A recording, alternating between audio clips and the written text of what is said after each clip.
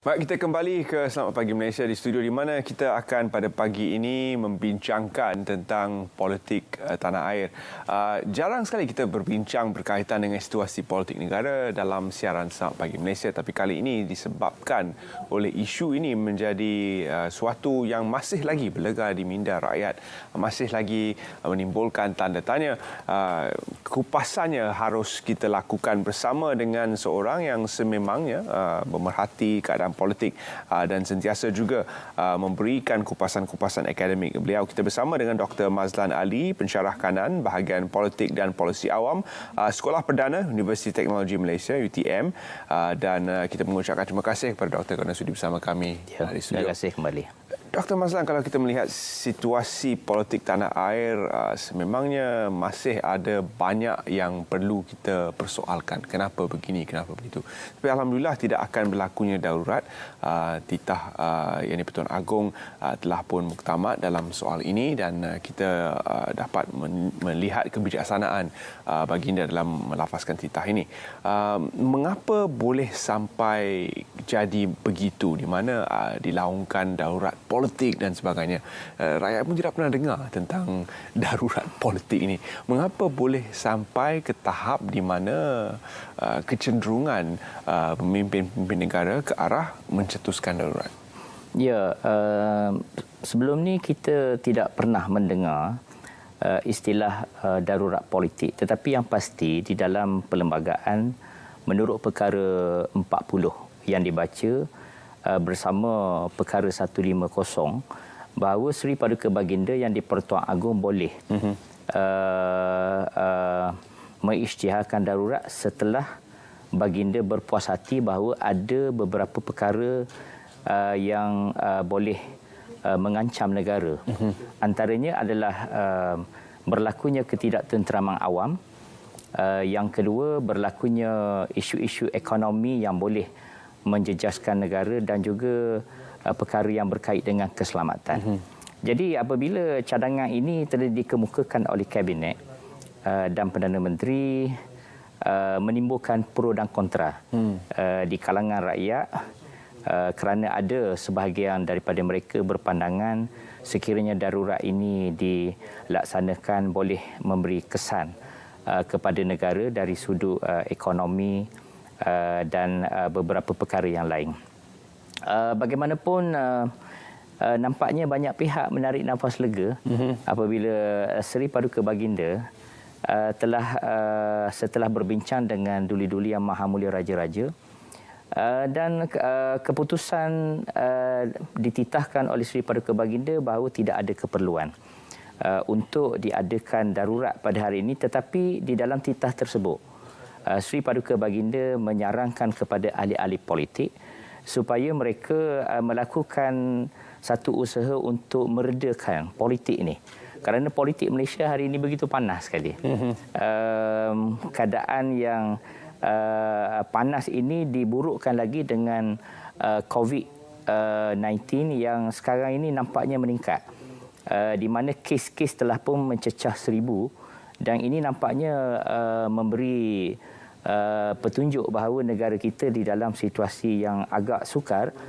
Maka sekiranya tidak ditangani segera, dia boleh membawa perkara yang tidak begitu baik pada negara. Jadi banyak pihak telah menjunjung kasih kepada Seri Paduka Baginda kerana di atas keprihatinan dan juga ketelitian Seri Paduka Baginda dengan membawa perbincangan dengan duli-duli Yang Maha Mulia Raja-Raja ini sebenarnya telah memberi petunjuk kepada kita bahawa raja-raja telah memainkan peranan sebagai institusi yang menjadi pengimbang, semak dan imbang di dalam negara kita.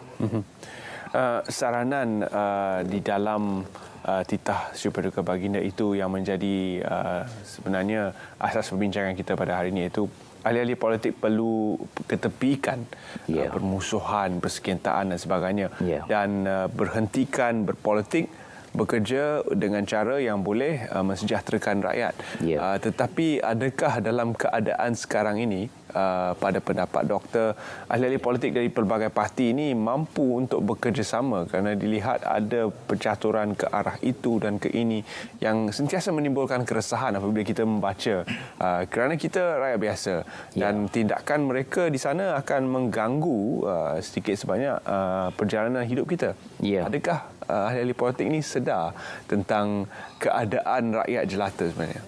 Ya, kalau kita rujuk kepada perenggan 4, 5, perenggan 6, Tuanku ada menyebut tentang saranan supaya ahli-ahli politik supaya mereka dapat duduk bersama.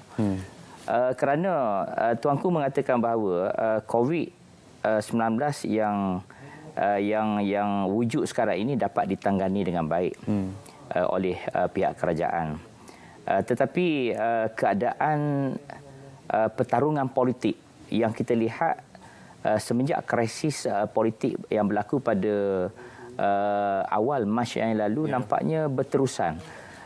Maka adakah ahli-ahli politik ini sebenarnya boleh untuk mereka duduk semeja? Saya sebenarnya yakin kerana kita lihat setakat ini dua parti iaitu UMNO dan juga DAP mereka telah menyambut baik hasrat ini, di mana UMNO sendiri telah pun menyatakan bahawa disarankan supaya mereka melakukan gencatan politik buat masa ini, dan DAP mengatakan parti itu bersedia untuk berbincang.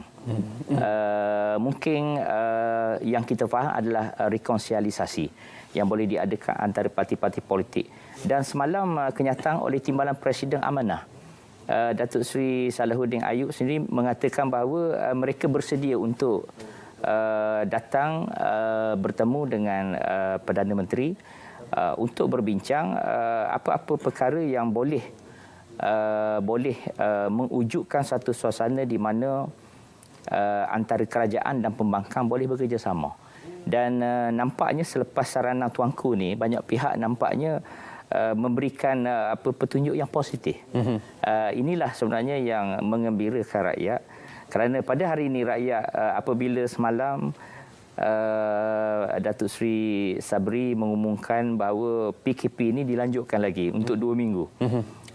Keresahan rakyat patuh kepada arahan ini, tetapi pada masa yang sama keresahan rakyat kerana di luar sana kita lihat banyak orang-orang yang sangat bergantung kehidupan sosioekonominya apabila PKP ini banyak menjejaskan sumber pendapatan dan peluang-peluang mereka dari sudut ekonomi. Kita mengharapkan penyelesaian politik seperti ini secara tidak langsung akan memberi fokus kepada kerajaan untuk tangani COVID-19 ini dengan segera supaya ekonomi kita bertambah baik dan peluang untuk rakyat mencari pendapatan akan bertambah baik. Sekiranya dua parti yang doktor sebutkan tadi, UMNO dan juga DAP, yang kedua-duanya mempunyai jumlah kerusi terbanyak di dalam parlimen, mampu untuk bekerjasama, sebenarnya tidak ada masalah. Tapi kalau kita lihat cara di mana mereka dua ini bersengketa sekian lama, adalah agak sukar untuk membayangkan ke arah itu. Apakah yang perlu terjadi untuk kedua parti besar ini di dalam parlimen, DAP dan juga UMNO, melakukan rekonsiliasi seperti yang disebutkan oleh doktor tadi? Memang kita berasa agak luar biasa juga sebuah parti yang tegas seperti DAP ini dalam perjuangan politik mereka antara parti yang kehadapan dalam menyuarakan hasrat untuk melakukan usaha ke arah rekonsiliasi ini.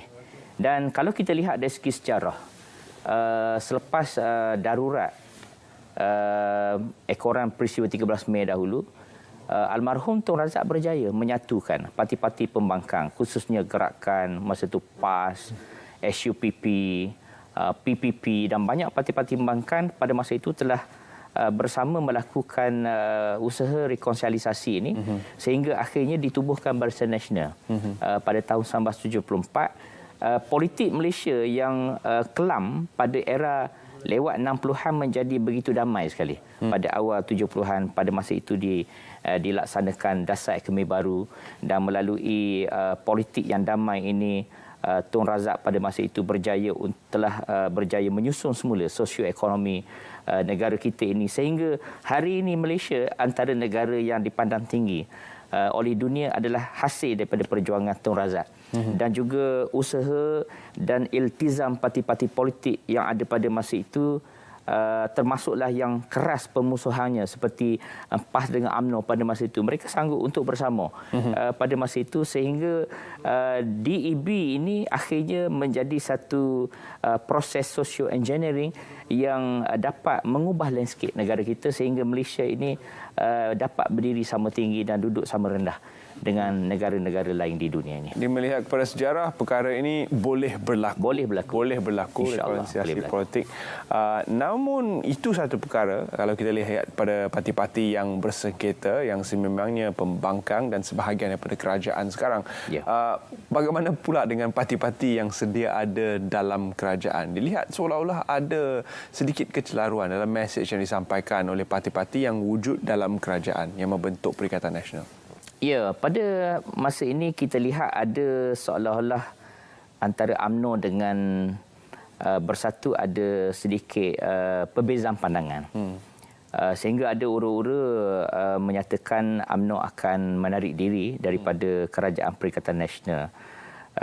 Sehingga kan Ketua Pembangkang dalam sebulan lepas telah membuat pengumuman bahawa mereka mempunyai majoriti di parlimen.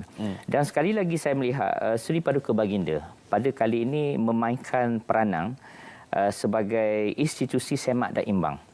Di mana ketelitian tuanku dalam menilai suasana ini sebenarnya menjadikan negara kita Malaysia ini, meskipun kita berdepan dengan situasi yang sukar, dengan COVID-19, peningkatan kes, isu-isu berkait dengan ekonomi, tetapi suasana itu dapat dikendurkan, suasana ketegangan itu dapat dikendurkan dan memberi peluang kepada parti-parti politik ini untuk sama-sama berbincang.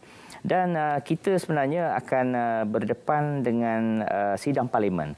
Tidak lama selepas ini, di awal November ini, barangkali ada perkara yang ahli-ahli politik boleh fikirkan bersama. Mungkin Tan Sri Muhyiddin selaku Perdana Menteri boleh memanggil Ketua Pembangkang Datuk Seri Anwar untuk duduk berbincang, dan dari segi track recordnya saya lihat Datuk Seri Anwar adalah orang yang sangat terbuka sebenarnya untuk membuka apa-apa ruang dalam perbincangan politik demi untuk kestabilan dan juga kepentingan negara.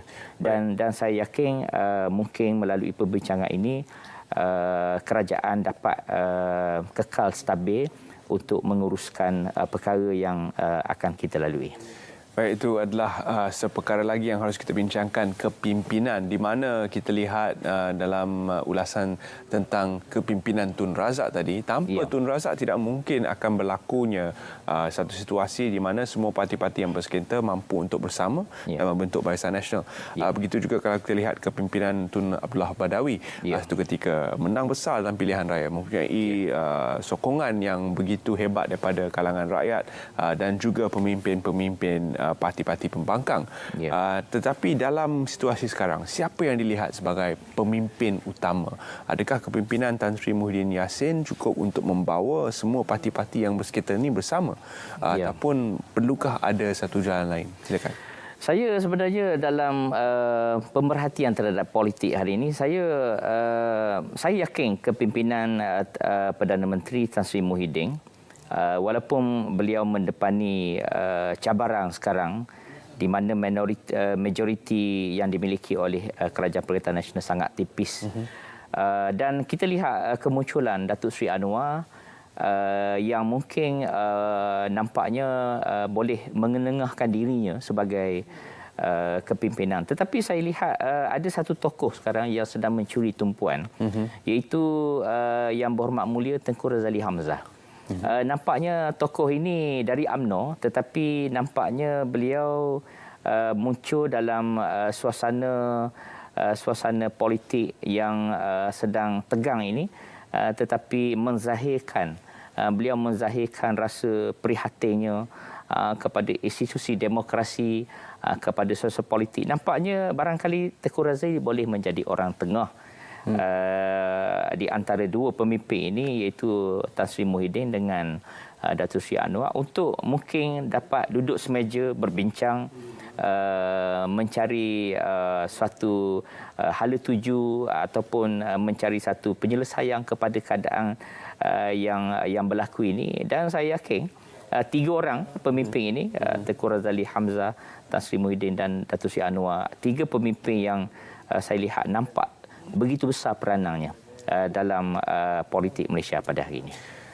Doktor, setakat ini pelbagai pakej rangsangan telah diumumkan oleh pihak kerajaan, penjana, prihatin tambahan dan sebagainya. Semuanya adalah pakej-pakej yang besar, pakej-pakej ekonomi yang belum pernah kita lihat sebelum ini. Betul. Dan sekarang ini kita bergerak ke arah pengumuman Belanjawan 2021 di mana dijangka akan terus diumumkan pakej-pakej untuk membantu rakyat. Ya. Tapi bersidangnya Parlimen pada 2 November menimbulkan satu tanda tanya di mana adakah ketegangan-ketegangan yang kita sebutkan tadi ini akan terus berlanjutan sehingga 2 November, dan meskipun dilihat seolah-olah ada gencatan politik pada ketika ini, pada tanggal 2 November itu, apakah jangkaan Dr. Mazlan sendiri, akan berlakukah suatu pergelutan dalam Parlimen itu? Ya, ramai pihak pemerhati politik mengatakan sesuatu yang besar akan berlaku pada 2 November ini. Mungkin mereka membayangkan suasana akan wujudnya undi yang tidak mencukupi untuk kerajaan meluluskan undang-undang berkaitan belanjawan ini dan sebagainya. Tetapi sebenarnya saya sangat yakin kerana kerajaan Tan Sri Muhyiddin sepanjang daripada awal Mac sehinggalah tamaknya selepas bulan September, telah banyak memberikan pakej-pakej ekonomi yang sebenarnya mengembirakan rakyat. Antaranya moratorium itu. Saya sendiri sebagai pegawai kerajaan cukup dibantu dengan polisi ini. Di mana dalam PKP yang begitu lama itu kita dapat sikit sebanyak menambahkan tunai yang ada untuk saraan hidup kita. Dan saya lihat banyak pakej-pakej yang telah kerajaan berikan kepada rakyat yang banyak sebenarnya membantu. Dan saya yakin belanjawan ni pada 2 November bermula sidang Parlimen selama 27 hari ini. Kita sebenarnya melihat agenda untuk negara untuk tahun hadapan 2021. Saya yakin selepas Seri Paduka Baginda yang di Pertuan Agong di dalam titah baginda yang begitu penting 2 hari lepas, titah itu adalah satu titah yang datang daripada tulus hati Seri Paduka dan juga raja-raja Melayu ini, memberi harapan yang begitu besar kepada ahli politik supaya dapat kiranya mereka mengendurkan ketegangan ini. Mesejnya adalah perlu ahli politik ini mempertimbangkan kepentingan negara dalam sidang ini, iaitulah belanjawan untuk tahun 2021. Dan saya yakin di dalam belanjawan ini akan ada pakej-pakej yang lebih baik untuk membantu rakyat. Dalam suasana yang sukar ini, saya yakin selepas nasihat yang tulus daripada Seri Paduka Baginda ini akan melenturkan hati-hati ahli-ahli politik. Ahli politik pun seperti orang lain juga. Mereka ada jauh di sudut hati mereka ini. Mereka juga mahu melihat negara kita ini kekal, stabil, maju dan menjadi tempat yang damai untuk didiami oleh rakyat. Di rantau ini. Kita tidak mahu situasi seperti yang berlaku di Amerika Syarikat berlaku di sini, di mana Demokrat di Senate, Demokrat di House of Representatives tidak mahu meluluskan belanjawan untuk bergerak ke rakyat, iaitu belanjawan yang berjumlah 180 trilion tidak mahu diluluskan. Namun kita dapat lihat ahli-ahli politik tidak kira di mana mereka berada, hidup agak senang. Mungkin keadaan-keadaan CMCO ni tidak begitu mengganggu ekonomi ahli-ahli politik ini. Sebab itu rakyat begitu resah melihat keadaan ini, dan semoga mereka boleh untuk bekerjasama meluluskan satu belanjawan yang akan terus membantu rakyat. Bergerak ke hadapan selepas tempoh belanjawan ini, selepas diumumkan belanjawan ini. Bagaimana untuk kepimpinan Tan Sri Muhyiddin Yassin dan juga Parti Perikatan Nasional bergerak ke hadapan, kerana keadaan negara bukanlah tidak stabil, tetapi dilihat berehat seketika daripada semua aktiviti ekonomi seperti sedia kala. Begitu juga dengan keadaan di seluruh dunia. Jadi apakah hala tuju untuk kepimpinan Perikatan Nasional dan kerajaan bergerak ke hadapan selepas belanjawan 2021? Ya, saya sebenarnya melihat cabaran yang dihadapi oleh Kerajaan Perikatan Nasional ini, mereka memiliki sokongan yang sangat majoriti yang sangat tipis di parlimen ini. Apabila sesebuah parti itu mempunyai majoriti yang tipis, maka akan berlaku ketidakstabilan di situ. Boleh tergugat sebuah kerajaan itu kerana pembangkang yang begitu kuat. Mereka mungkin boleh melakukan satu gerakan yang mungkin boleh meruntuhkan sebuah kerajaan yang lain. Maka dalam situasi ini, pada saya politik muafakat itu, pemufakatan politik itu adalah sesuatu yang perlu dipertimbangkan oleh ahli-ahli politik. Kita mungkin boleh membuang budaya pertarungan politik. Pertarungan politik ini kadang-kadang memberi mesej kepada rakyat bahawa ahli politik hanya memikirkan survival dan juga kepentingan mereka saja. Tetapi sekiranya kita membudayakan muafakat politik, kita lihat di Indonesia contohnya, dalam pilihan raya presiden beberapa ketika dahulu, lawan kepada Presiden Widodo itu sendiri telah dipilih menjadi sebahagian daripada kabinetnya. Ini sesuatu realiti politik yang saya lihat sangat maju di Indonesia. Barangkali negara seperti Thailand juga, saya lihat demokrasi mereka ni nampaknya lebih maju. Kematangan mereka itu, bukan saya menidakkan ahli politik di Malaysia, tetapi saya menilai sebagai pemerhati politik, politik itu keterlaluan di negara kita. Maka pada saya, selepas kita menghadapi cabaran besar ini, COVID-19, dan pada masa yang sama kita berdepan dengan kemelut politik yang berpanjangan ini, apakah kiranya ahli-ahli politik ini membudayakan satu budaya politik baru, iaitu dengan mereka duduk di meja bulat dan berbincang. Mungkin boleh ditubuhkan kerajaan rakyat, people government, bukanlah sesuatu idea yang lapuk.